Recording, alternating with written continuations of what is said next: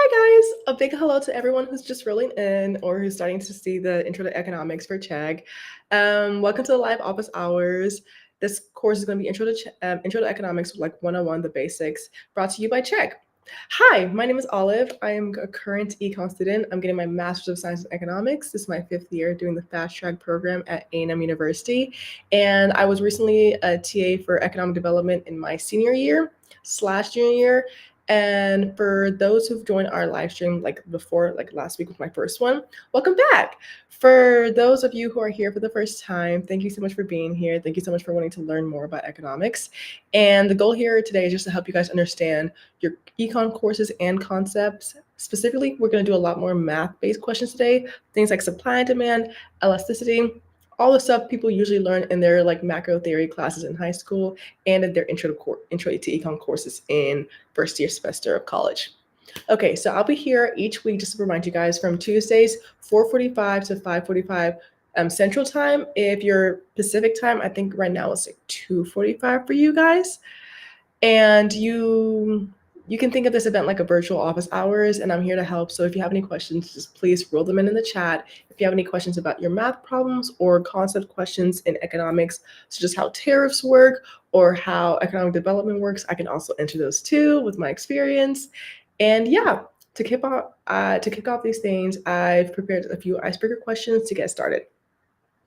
First, we're going to be talking about supply and demand. And demand. Oopsie daisy. Okay. So for this question, suppose the function of a product. I'm just gonna talk it out, and then if anybody needs to know what we're doing for this question, let me know.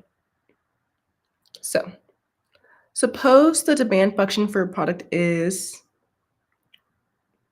quantity demanded equals 50 minus 2p. Yeah.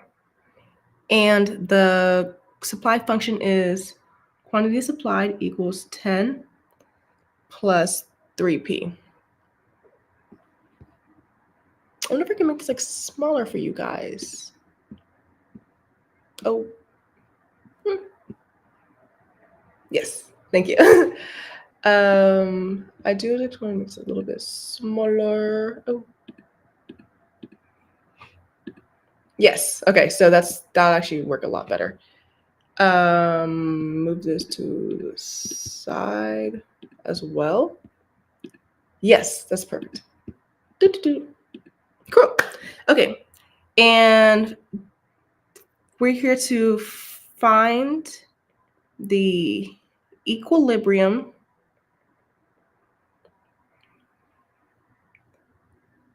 and the quantity. That's going to be our main objectives right here. Yes, okay.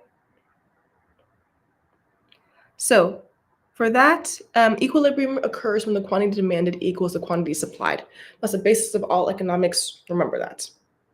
So we're going to go right here. Quantity demanded equals quantity supplied, which gives you equilibrium. So for us to find the equilibrium, you're just going to put the 50 minus 2p equals 10 plus 3p and solve for p. So to do that, it's going to be 50 minus 2p equals 10 plus 3p. Plus 2p plus 2p, 50 equals 10 plus 5p minus 10 on both sides. And that's going to give you 40 equals 5p divided by 5, and we get that p equals 8 is what we get. Next, once you find what the price equals on both the quantity demanded and quantity supplied, you will plug p as 8 into either equation to find what the quantity is, the like equilibrium quantity, right? So I'm just gonna plug it in for quantity demanded because I'm like, why not? So that's gonna be quantity demanded, as we have already seen, is 50. Let me make this like more visible to you guys. Okay, yeah. 50 minus 2 plug in 8 equals 50 minus 16, and that equals 34. So this would be that the equilibrium price equals 8, and while the equilibrium quantity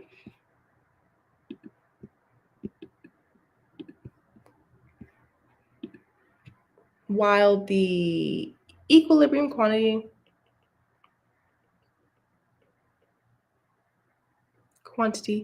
equals 34 units.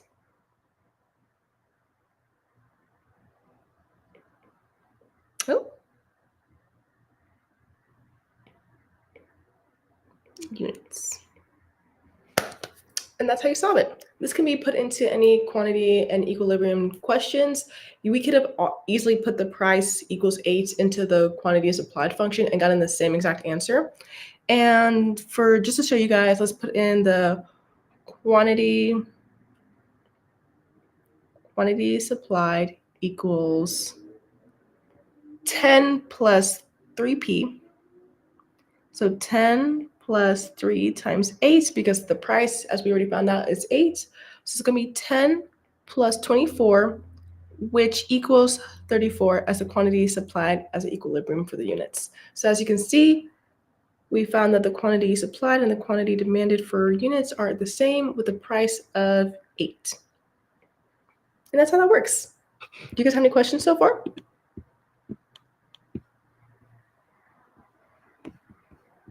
Okay, great. If you just joined us, hi again, my name is Olive, and I'm here going to teach you guys Intro to Economics for Chegg. And if you guys have any questions you want to tackle for econ problems, let me know. Okay, cool. Next, we're going to go into elasticity. So that's going to be here. I'm just going to make this a little bit smaller and push this to the side right there. Let's make this a little bit bigger right there. Yeah, okay.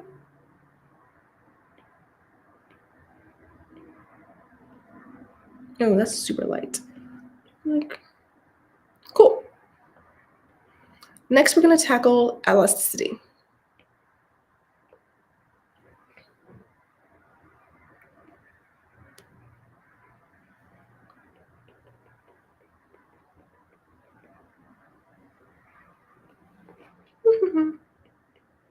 Okay, so the question is, if the price of a product increases from $10 to $12 and the quantity demanded decreases from 100 units to 80 units, calculate the price elasticity of demand, which in this is just PED. A lot of courses, I know in my Intro to Economics courses, they use PED a lot because they didn't want to say the entire thing, which is fine.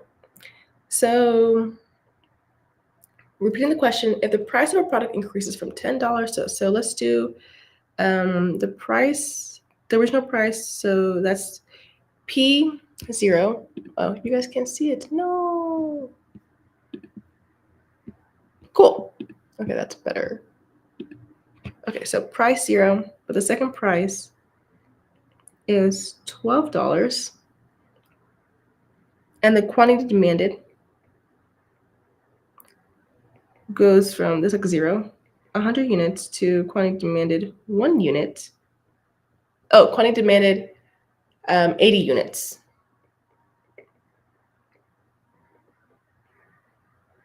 Calculate the price elasticity of demand.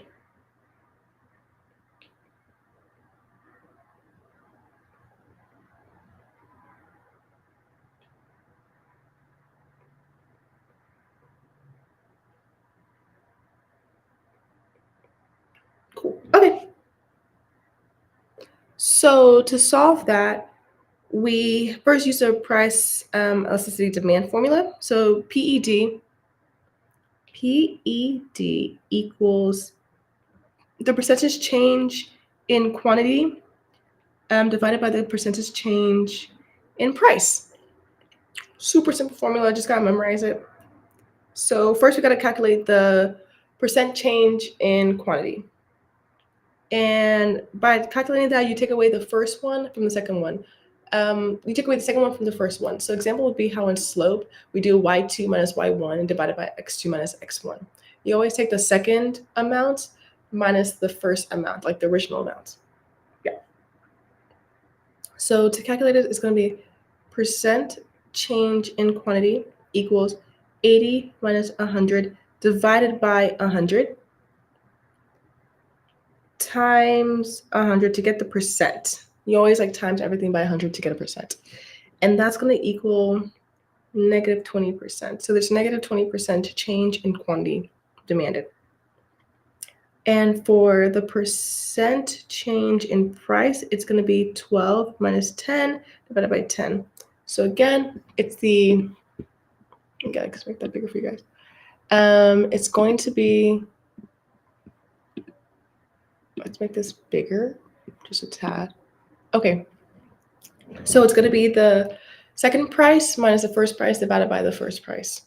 And that's going to be times 100 to get a percent. And that's going to be 20%. So the price elasticity demand, the PED,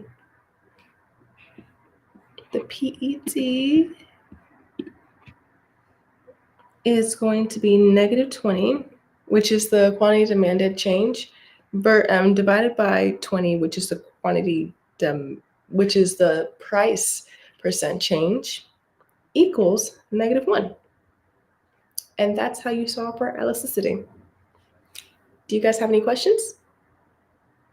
If you guys don't, I do want to ask, like, oh, where's like everybody tuning in from? If you're like in Central Time, if you're in Texas, like I am, or if you're like in the West, the East, let me know. And also, like, what's your major? Are you econ major, or like just doing this for fun, or just to learn more about economics? I'd love to know, guys. Okay, next we're going to talk about total revenue and profit. This question is going to be here just in case anybody needs it. And this is like, for right now, we already done elasticity and supply and demand. This is only just like 2 weeks of courses right here in like 10 minutes. Oh, I'm going to switch over to this side. Okay, great.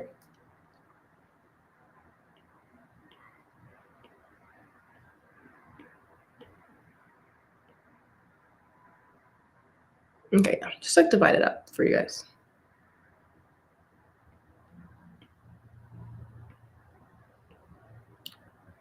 Okay, so now we're going to talk about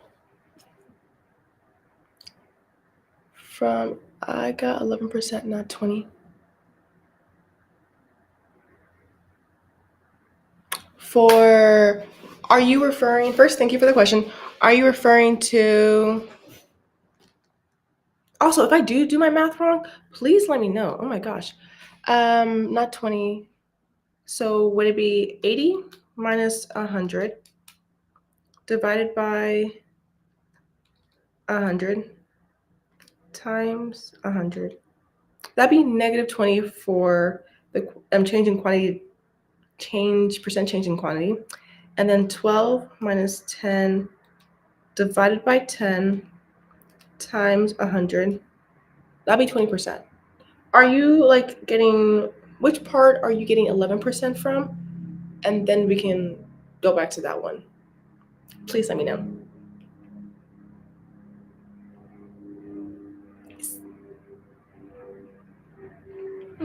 Okay, so we're going to total revenue and profit. And for the question, it's going to be, wait, let me like title this part. Total revenue and profit. Okay.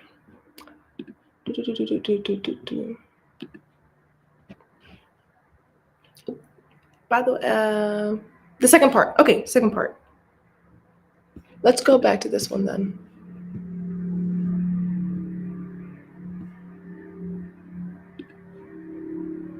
Okay, so like the percent change in price, 12 minus 10 would be 2. 2 divided by 10 is 0.2. Second plus 7, 2. No, I'm pretty sure it's going to be like 12. Yeah, the second is going to be the second price, which is 12, minus the first price divided by the first price. So it's going to be 10, 12 minus 10, which is 2. 2 divided by 10, 0.2 times 100, which is 20%. Let me know if that makes sense, or if you want a different example. We can always like just use different numbers as well. Let me know. And thank you for asking questions. Okay, we're gonna go to total revenue and profits. Oh, no, you're great. Yes, if it is like, wait, actually, let me see. So like 12 minus 10 divided by 10. I see how you got 11%. Yeah. Make sure to, if it's like the numerator, make sure to do that all together, the denominator separately. Yes. No worries. Let me know if you need any other help, and I got you. That's what I'm here for. Okay. So next, we're going to go to total revenue and profits. Let me just move this over for you guys. Yes. Okay. So for the question for total revenue and profits, and if you guys have any questions about the supply and demand equation or the elasticity, or if you guys want me to use different numbers, please let me know. So for the total revenue and profit, our question is going to be, a firm sells 500 units of a product at a price of $20 per unit. The total cost of production is $7,000. What is the firm's total revenue, total profit, and profit per unit? Let's write this down. So what we know is that the firm sells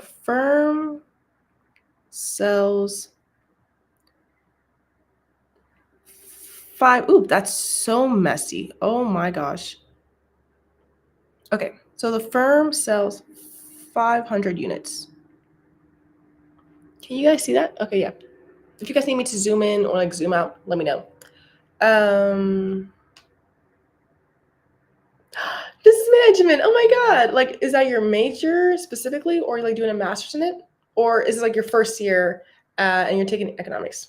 Let me know. And thank you also for asking questions. So the firm sells 500 units, and they have a price of each unit $20. Price. Let me just write. Oopsie. Price per unit. Yes. The total cost of production is $7,000. Cost of production, $7,000. Hopefully, let me know if you guys can see that properly. Okay, that's better. So today, well, not today. Well, yesterday. But what is the firm's total revenue, total profit, and profit per unit?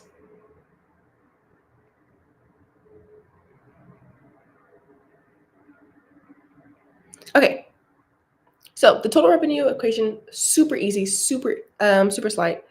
So let's use a different color. Orange. Yeah, orange. And we're gonna mark this like boop, so you guys know that we're on orange right now. So for the total revenue, it's gonna be total revenue equals P times quantity.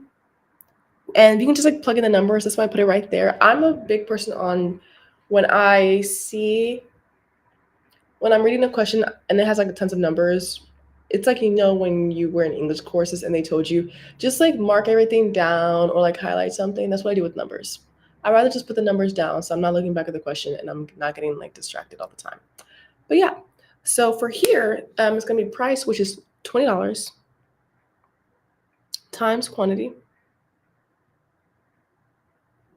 which is 500. And this is going to be a simple 10,000. So that's their total revenue.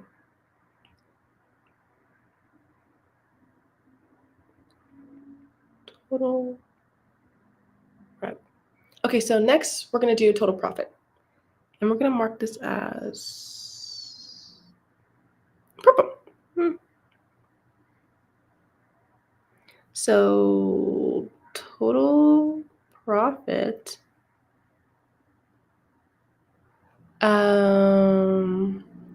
total profit is pi.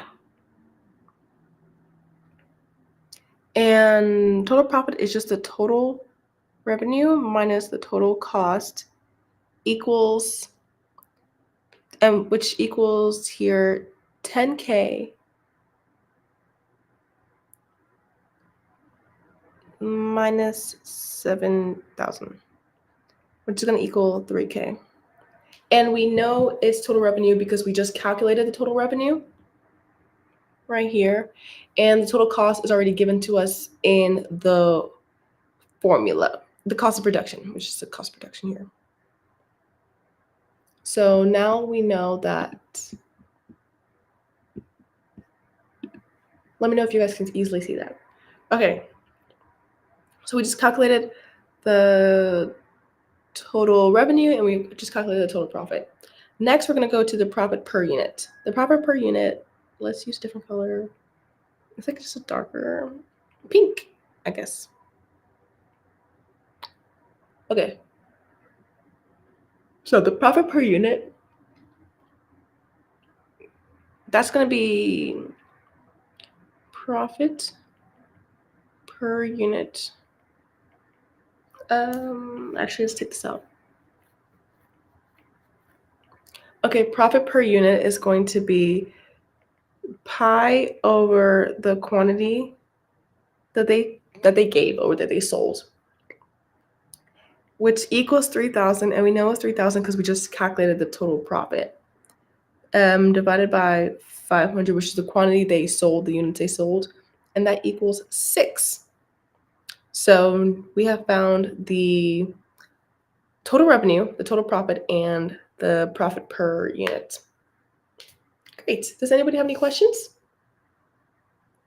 Let me know if you guys want like harder questions, because I'm just going over the basics right now.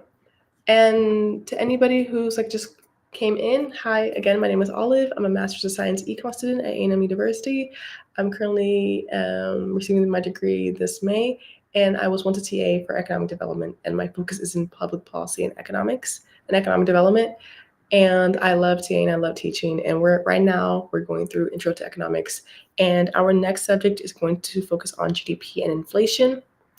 So if you guys have any questions revolving around anything we've done so far, like anything to supply and demand, anything with elasticity, anything with total revenue and profits, please let me know. We can always go over questions or if you guys need help.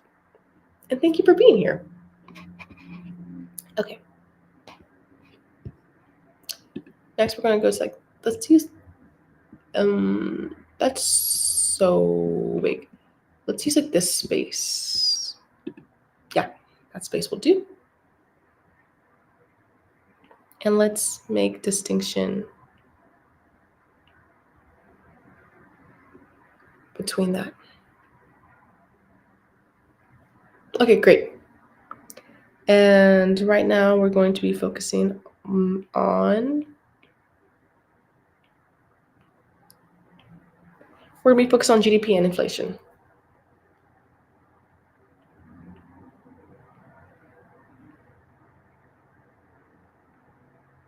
Okay, so today our question is, if nominal GDP in 2022 is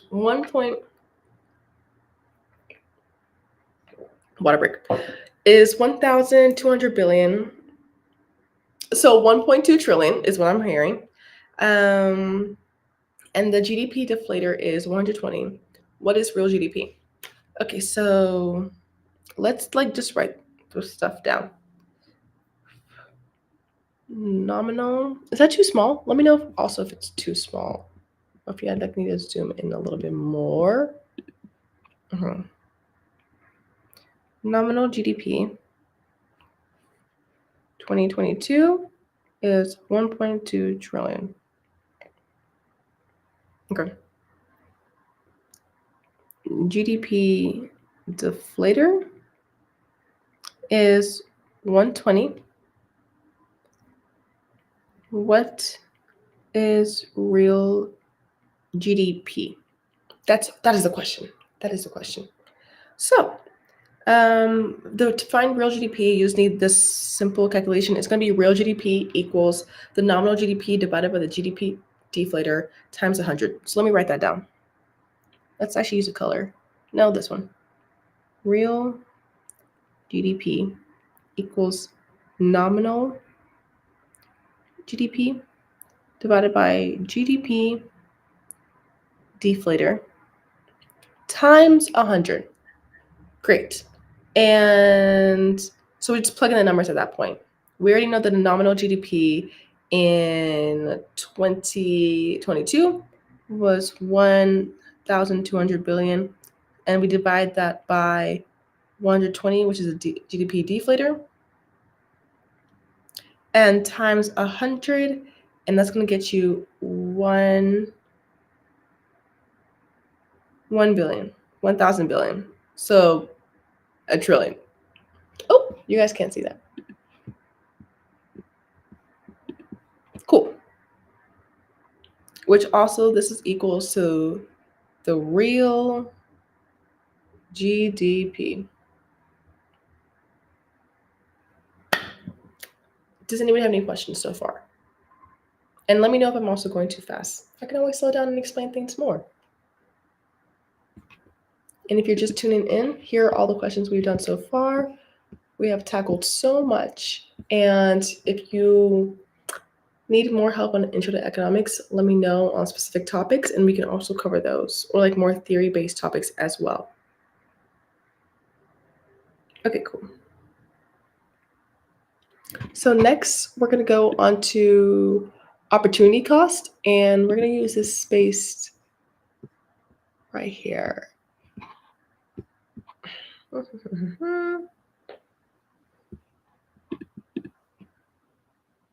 Okay. Make a little marker right here. Yes. And yes, opportunity cost. Opportunity cost is also something that survives everywhere in economics. Like even today, my class, we're talking about opportunity cost, and like economics is one of those fields that it just builds on itself. So whatever you learn in intro to economics, if you want to get like advanced degrees, it will come up, and your professors are going to be like, OMG, so this is going to just be a refresher, and it's a refresher from something you learned 5 years ago. So it's not a refresher. But yeah, we're going to do opportunity costs.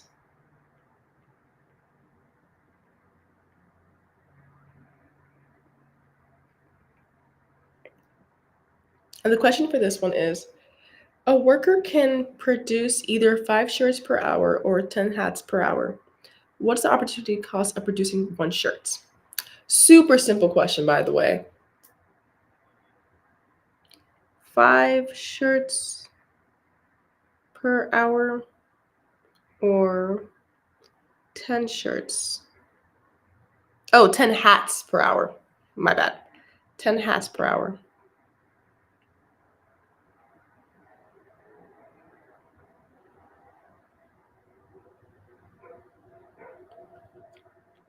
And what is the opportunity cost of producing 1 shirt? Let's write this like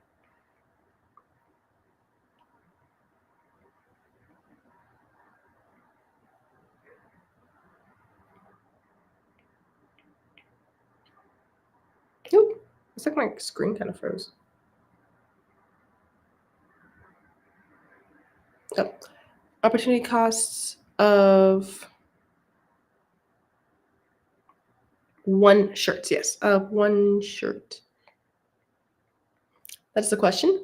So we're going to say that the opportunity cost of one shirt is equals to hats given up. That's how opportunity cost.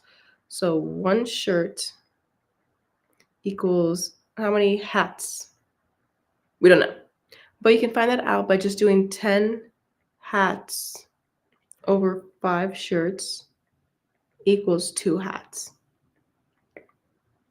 So the opportunity cost of one shirt equals 2 hats.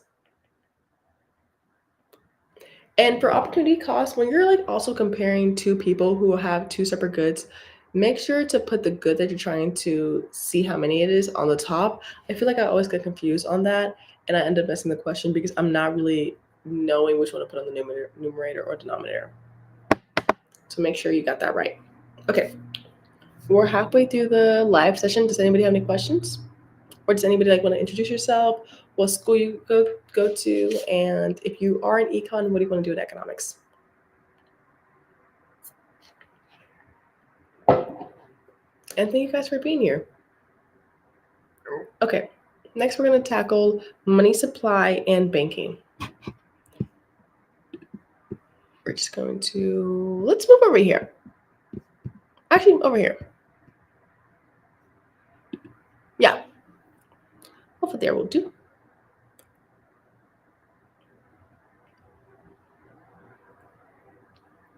Oops, daisy. Okay. We're going to do money supply and banking. Ooh. Money supply and banking. Let me know if you guys can see that or if you want me to expand it. Okay, so if the question is, if the required reserve ratio is 10% and a bank receives a $5,000 deposit, what is the maximum amount of money that can be created in the banking system?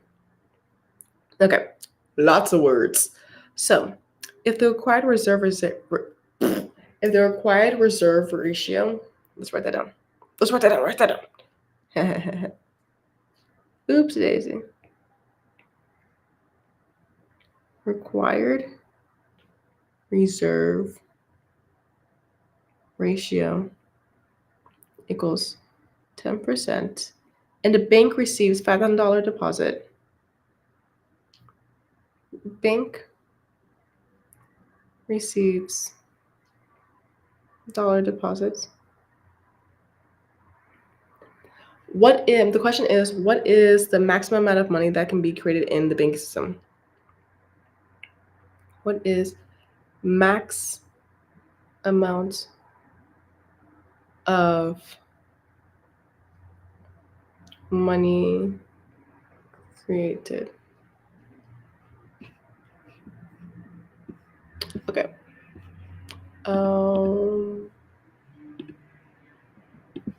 So we're going to figure that out. And how you figure that out is by, sorry about that. How you figure that out is by using the money multiplier equation. And the money multiplier equation is let me write it down actually. Let me just write it down for you guys. Money multiplier equals 1 divided by the reserve ratio, which here we already know that the reserve ratio percentage is 10%. So it's going to be 1 divided by 0.10. Make sure to move it 2 decimal places. And it's going to be equal to 10. That is our money multiplier. And next you're going to do the multiplier, the maximum money created equals initial deposit times the money multiplier. So let's write that down. Maximum money created equals initial deposit times money multiplier. money multiplier. Let me make this a little bit bigger for you guys so you guys can see.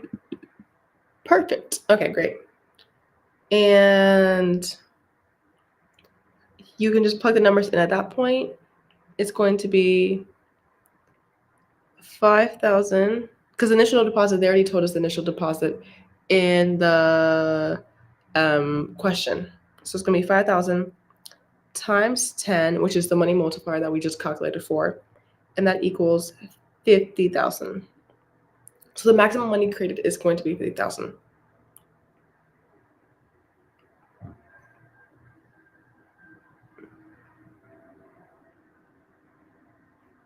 Okay. Does anybody have any questions so far?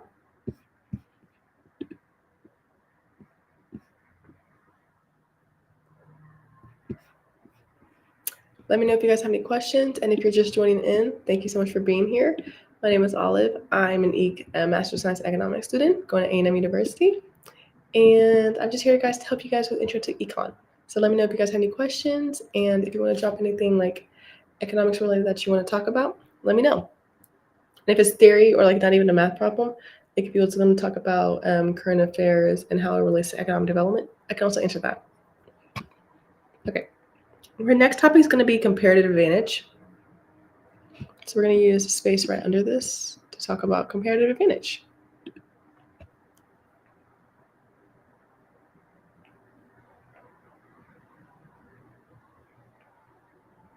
Make a little section. Okay, cool. Comparative advantage. Boop, boop, boop. So the question for this section is going to be, country A can produce either 100 cans or 500 computers. Country B can produce either 80 cars or 80 cars or 400 computers. Which country has a comparative advantage in car production? So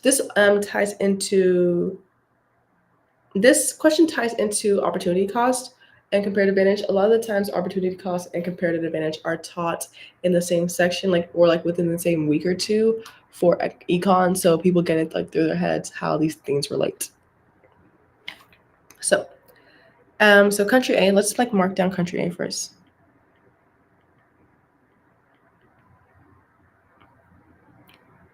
$100 cars or 500 computers. And this is exactly what I was talking about earlier, and how if there's two countries, or two people, two entities with two things they're comparing, to make sure where you're putting the numerator and know what you're comparing. Country B, let's use purple.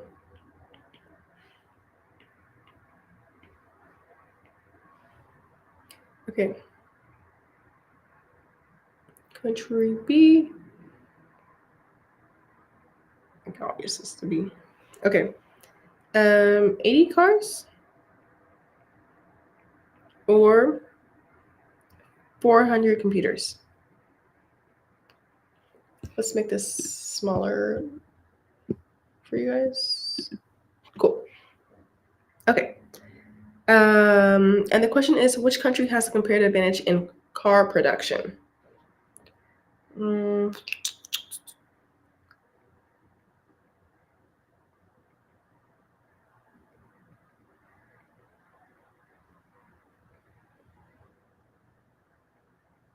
Okay, that is the question. That is the question. Yes. So to figure that out, we're going to we're going to take the opportunity cost of one car in country A and see how that compares to how one car in country B does. So let's make this black. And it's going to be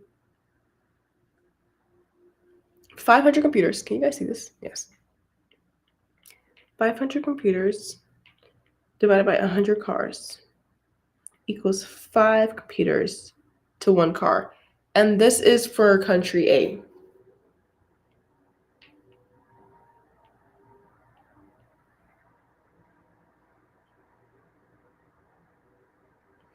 Okay. And for country B, it's going to be 400 computers divided by 80 cars. And that's going to be 5 computers. Now, oops. Since you can see that both countries have, and that's country A, country B.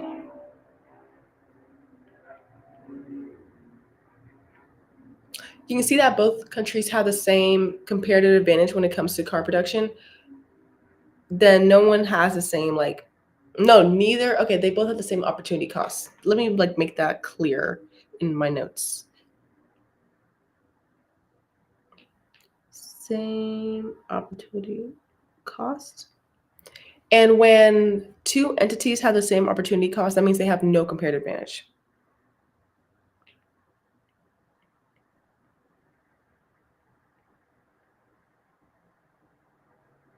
So they're equal.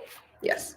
So it wouldn't to put it in better terms, in real life terms, if one country wanted to trade for cars, it wouldn't be beneficial because they're losing the same amount of computers. Yeah.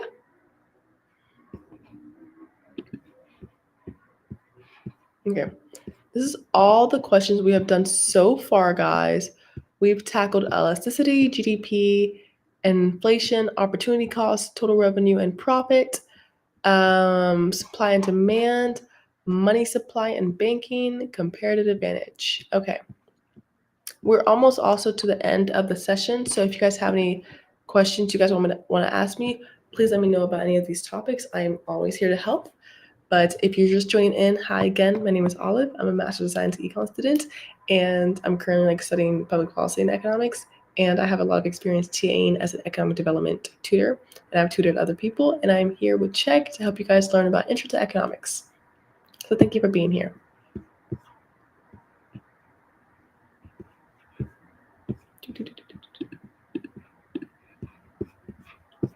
Okay.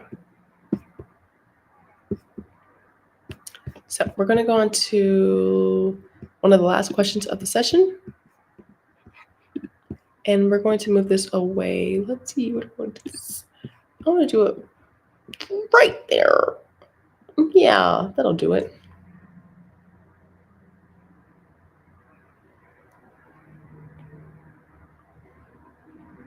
Okay. Mark it up. Okay. So this question is going to be on consumer. Let me know if you guys can see that. Consumer and producer surplus. Cool. Okay. So the question is going to be if the equilibrium price of a product is $20, but a consumer was willing to pay $35, what is their consumer surplus? So let's write that down. If the equilibrium price of a product is $20, we can say equilibrium price of a product is $20. Also, if you're an intro to econ student, a lot of the times when a professor is saying something is like the optimum or the equilibrium, they'll put a star above the letter they're referring to, because that's the one we want to reach, right? So let's say you're making a graph, right? Let's say you're making a graph and it's wage and labor supply. This is something you're going to learn if you actually choose to advance in economics. And they want to do the most optimal labor supply curve. So boop, doop, right there would be their optimal. And it's going to be, for this is going to be the star, and the wage star. That's the optimal place they want to make it sure. I actually just learned this today in my own class. So I wanted to teach you guys something new. But let's just clean this up. Okay, so back to our original question. The equilibrium price of a product is $20, but a consumer was willing to pay $35. What is their consumer surplus? Willing to pay 35. Oop, I meant 35.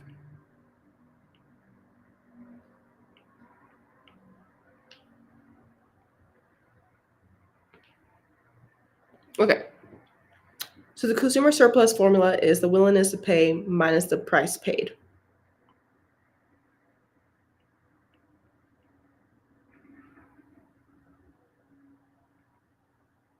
Willingness to pay minus the price paid. So in this sense, it's going to be 35 just minus 20. So 35 minus 20 equals 15. And this makes for the consumer surplus. I spelled that wrong. Surplus. Any questions?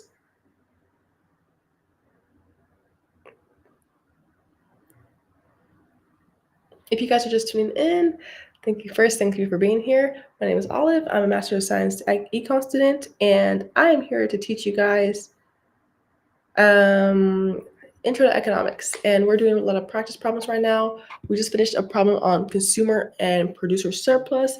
These are like really simple questions, but they can also get more advanced. So I'm going to do a more advanced problem for you guys.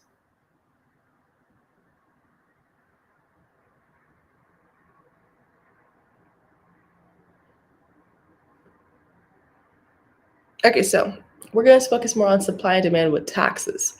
This is more when we get different subjects together and everything starts getting bundled up. So we're going to do that.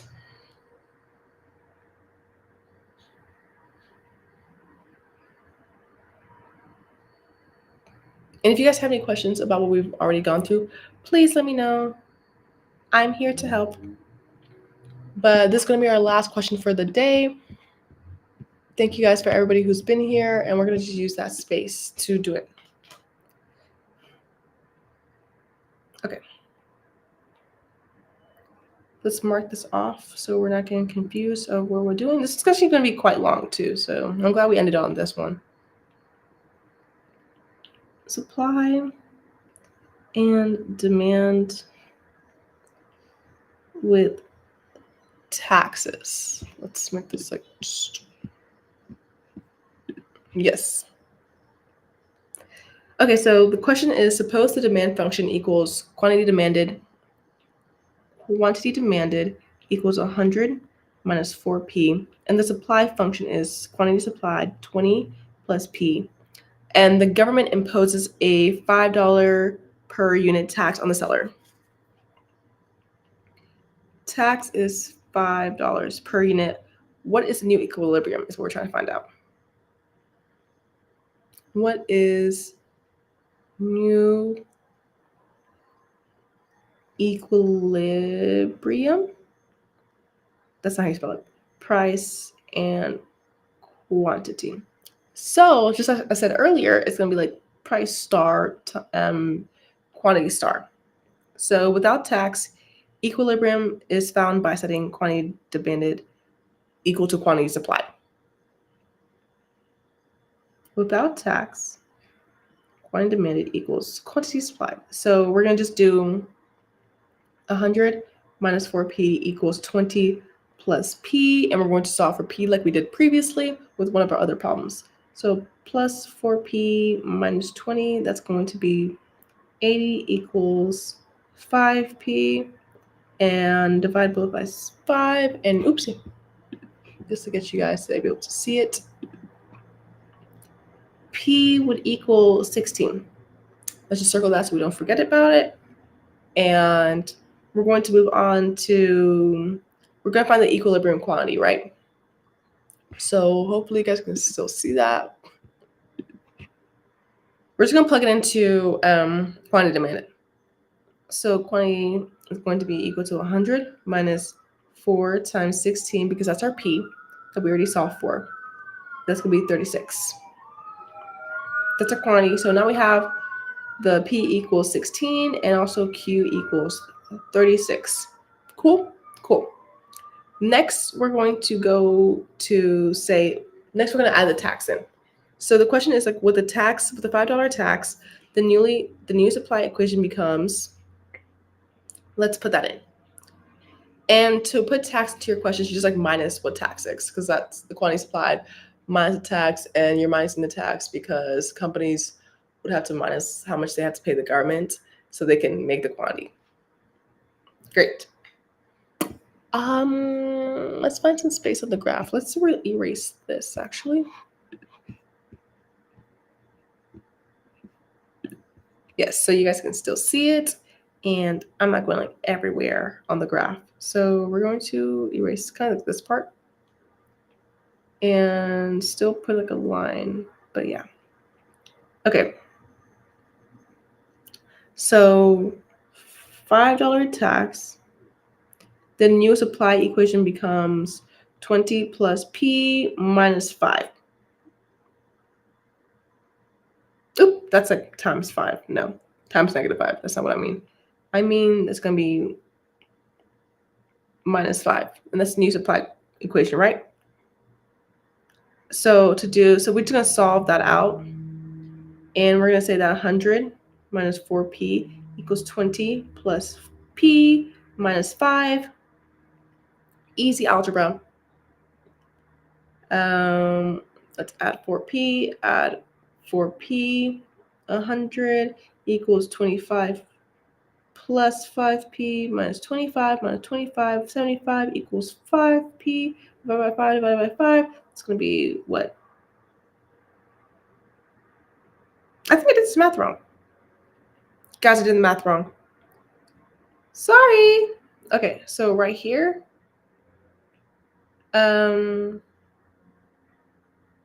it's actually going to be 100 minus, let's actually do it. 100 minus 20 plus the 5 equals the 5P plus 4P. And that's going to be equal to 85 minus 9P divided by 9 divided by 9. That's going to be P equals 9.44. Yes. So the new quantity is going to be, you're just going to plug that in, honestly. Yes. So it's going to be quantity equals 100 minus 4 times 9.44. And that's going to be like approximately 62.24. So we can figure out that the new equilibrium price before tax is 9.44. Let's write that down. New equilibrium price before tax, is notable to say, is 9.44, with the new equilibrium quantity being 62. Equilibrium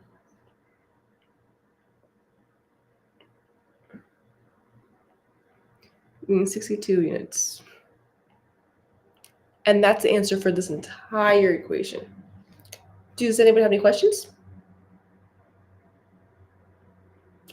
Let me know. Okay, so we're about like almost time. Here's everything we have gone over so far. It's quite a lot that we went through this entire meeting for the tutoring session. We did elasticity. If you guys need any help on these questions, let me know, because we have like 5 minutes left. We did elasticity, GDP and inflation, consumer and producer surplus, supply and demand with taxes. We just figured that out.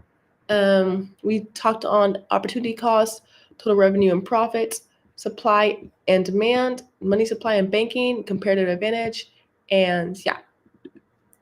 So these also just great ways to learn about intro to economics and see how everything applies together. Like, again, intro to economics is really just about learning the basics of the math and how to apply them. But as you go further into your economic journey, and as you start taking more classes on like labor economics and classes based around microeconomic theory and macroeconomic theory, it becomes far more nuanced. I would say like behavioral economics, we barely even do math, but we do a lot of reading. We do a lot of reading and it just gets a lot more nuanced when you talk about gender, race, and how economics plays a part in like every single thing we do as a nation and even across different nations. So let me know if you guys need help on any of that. Let's just like to show you what we've done already. Very colorful. Thank you guys to anybody who interacted. And because we're almost out of time, before we wrap up, I want to give a huge thank you to everybody for joining and coming out today just to see this, to learn more about economics, to see like how economics works. Again, I do this every single Tuesday from 4:45 to 5:45 p.m. Central Time. And if you're Pacific, it's going to be 2:45 to 3:35 to 3:45 for you Pacific Time p.m. Your engagement and questions were great, and it's been a pleasure sharing my love of intro to economics with you guys. I hope I made economics like a learning in general a little bit more fun and engaging. And we, the Chegg team, appreciate your time. And before we go, please don't forget to check out Chegg.com if you haven't already. I love Chegg. I use Chegg a lot of times throughout my education, and it's a great way to study and it's a great way to make proper notes. And yeah, we're just here to support you all semester 24/7 with support from your toughest subjects. Also, make sure to follow Chegg here on TikTok, YouTube, Instagram, and Twitch for more learning and content like this. And remember, we're here literally every single week. Until then, happy studying, everybody. Have a great time. And if you guys need any questions, let me know. I can always go over like different questions. We have like 3 more minutes left. So let's see. I think like some of the hardest concepts, so we could talk about more theoretical concepts. Some of the things you guys need to like understand about economics is if you don't know like why something's happening, it can confuse you later on. Example being if you're learning about labor shortages and if you're learning about the labor curve, as we can do graphs. Like next week I'll focus a lot more on graphs and how that works within economics because that confuses a lot of people. But if you don't know why something is shifting in a graph, that can be very confusing. Example being if you wanted to tackle wage and labor supply. And in the case of like labor supply, when I did the graph previously, the n to the power of s, the labor supply is like labor supply to the factory or a firm, right? And a lot of the times in economics, we do it based on one person. We don't do it, it's unless you do like macroeconomics or multinational firms economics, which is in A&M 6 Econ 617. We wouldn't talk about a whole nation. We'd only talk about one single person. So, and I'm currently taking microeconomic theory, Econ 611, and we talk about one person. But if there's any outliers or if there's a reason something happens that we cannot control in economics, we usually go towards a different point. And example being why behavioral economics became so popular in the past 50 years. It's because people wanted to get more nuance into economic theory. Yes. So if you guys don't have any more questions, please make sure to scan the QR code on the top left to see like how this channel was and how this tutoring session was. I appreciate the feedback. If you guys want any like specific more questions, if you guys want me to focus more on elasticity or on supply and demand, please let me know. I am open to all feedback. Or if you want me to talk talk slower, let me know, or like talk faster, let me know. And if you want more engaging and colorful colors to follow along, let me know as well. And for anything else, I can follow me on digital.olive on Instagram. And you can please make sure to follow Chegg on different channels and make sure you check out Chegg and like their 24/7 content. I'm a very big user. It's really helped me throughout my college experience, especially with that intro to economics. It's a very like difficult subject to teach to a lot of people, but I particularly like it because of how worldly it is. And a lot of the times we do focus on the more nuanced part of society and like something like business majors and I believe finance majors, they don't really focus a lot on. And economics focuses a lot on theory and what can happen in the bigger finances of the world. And it's a great career to also go into if you want to learn about money and people, which is why I got into economics as well. And I've made videos upon it on my own channels. So yeah, thank you guys so much for being here. Again, make sure to check out Chegg. And next week I'll be here from 4:45 p.m. Central Time to 5:45